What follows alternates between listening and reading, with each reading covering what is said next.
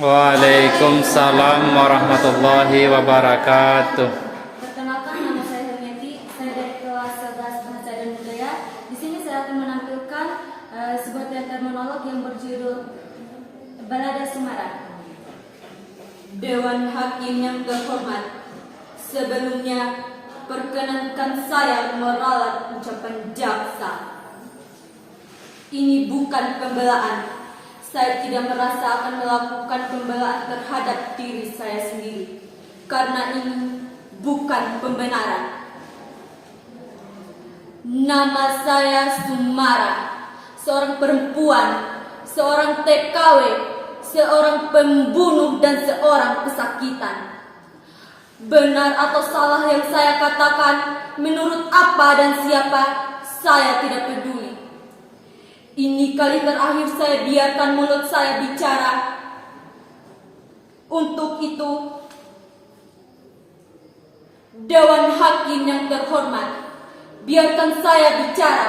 Jangan ditanya dan jangan dipotong. Kalau waktunya sudah berhenti, saya akan diam selamanya.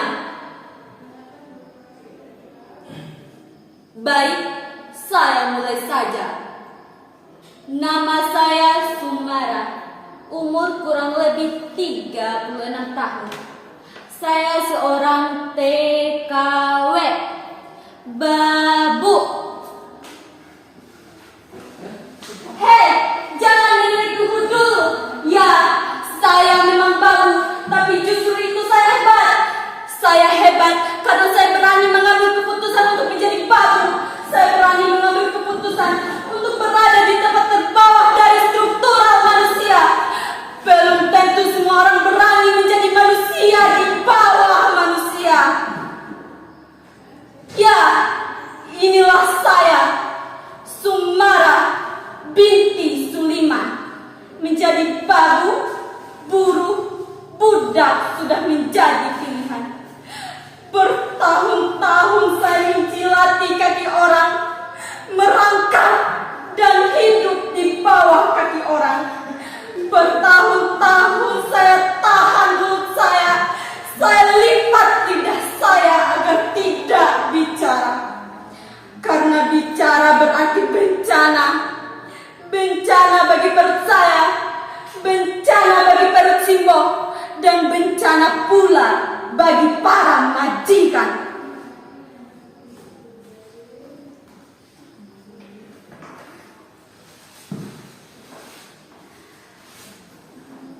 Suatu ketika, Pak Kasirin, guru madrasah saya, menerangkan, pembunuhan para jenderal itu dilakukan oleh sekelompok orang yang sangat keji, yang tergabung dalam organisasi PKI. PKI itu benar-benar biadab.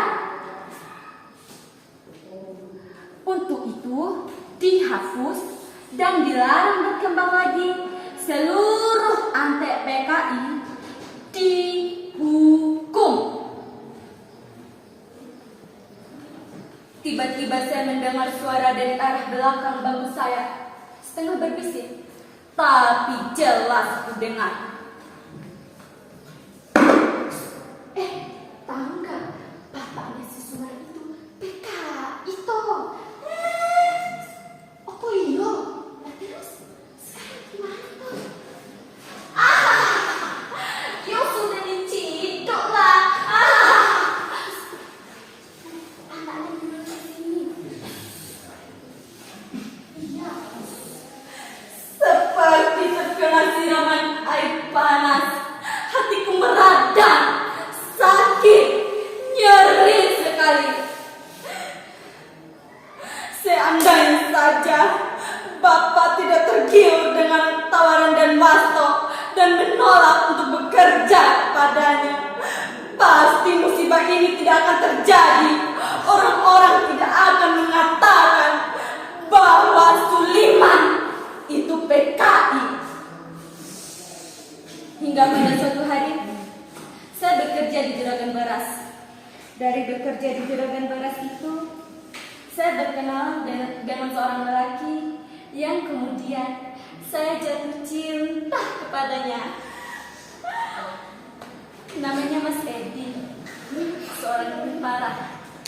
Rasanya cinta saya semakin bersemi manakala saya tahu Mas Edi juga menaruh hati kepada saya. Rasanya hati saya melambung tinggi sekali. Tapi untuk kemudian terbanting dan jatuh ke jurang yang curam. Saya tidak mungkin melanjutkan hubungan cinta saya dengan Mas Edi. Saya tidak mungkin menjadi istrinya. Mas Edi bukan teratur setelah mengetahui sejarah keluarga saya. Sebagai seorang tentara, haram bila mempunyai istri seperti saya. Untuk itu, saya putuskan untuk berhenti.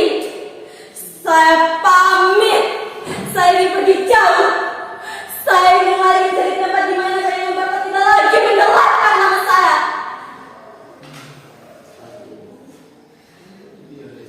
Di tengah bulan itu, Simboh menawarkan kepadaku untuk bekerja di Arab.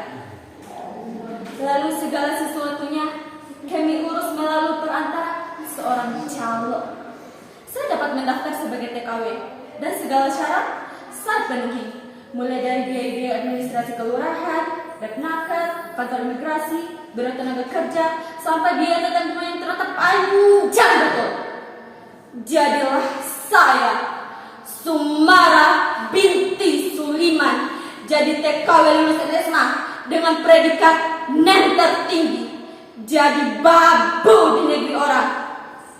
Kosino sangat diferensial dari mesin cuci, asma disitir menyetrika baju, di kota monopati jadi irama kental dan dari pidato. Jadi omelan majikan. Di negeri sendiri, saya didepa sana, depa sini, dipuntikan bayang-bayang bata yang mereka hitamkan untuk menggelarkan nama saya. Sekarang di negeri orang, saya menjadi babu, menjual impian untuk hidup lebih baik. Saya pikir segalanya jadi berubah. Saya pikir saya akan bermetamorfosa dari ulat bulu menjadi kupu-kupu yang indah sekali. Tapi ternyata Sumara tetap saja kandas. Di balik jubah-jubah majikan saya, di balik cadar-cadar hitam majikan saya, segala masih saya kandang. Saya disiksa, gaji saya setahun hilang, dan bencana itu saya diperkosa seperti budak hina yang halal dibinatangkan.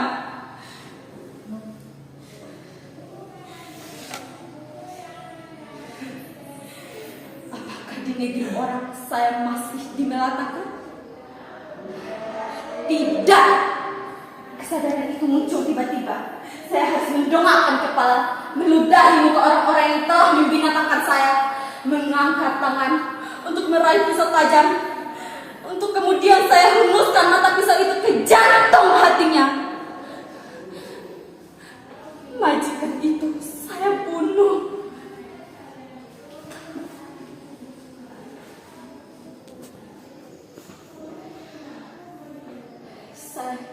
Saya sadar saya akan divonis mati. Saya tidak butuh pembela. Saya juga tidak butuh penasihat hukum. Tidak usah saya dipulangkan dan diadili negeri saya, karena persoalan akan jauh lebih rumit.